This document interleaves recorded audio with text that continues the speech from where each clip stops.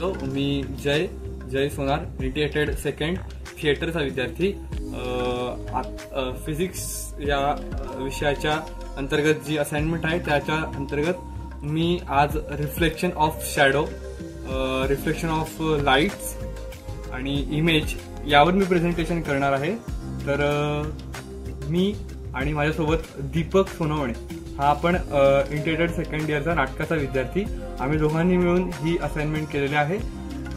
तर पाहूया काय आहे नेमकं रिफ्लेक्शन ऑफ लाईट्स आणि रिफ्लेक्शन ऑफ शॅडो, समजून घेऊयात प्रॅक्टिकली थिएटरच्या माध्यमातून. तर चला, नेमकं मटेरियल आणि स्ट्रक्चर कसं होतं तर आपण ते पाहूयात. तर हा आहे सोर्स ऑफ लाईट.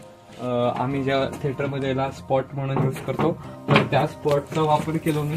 आणि तो इथं सायक्लोरामा, जो व्हाईट कर्टन असतो त्यावर मी हाताने काही हातवारे केले आणि त्यातून जे क्रिएट झालं ते आपण फिजिक्स म्हणू शकतो. तर हा स्पॉट आहे ज्याने हे सगळं साध्य होतं. तर याला असं उघडून पाहिलं तर यात हा मेन बल्ब आहे.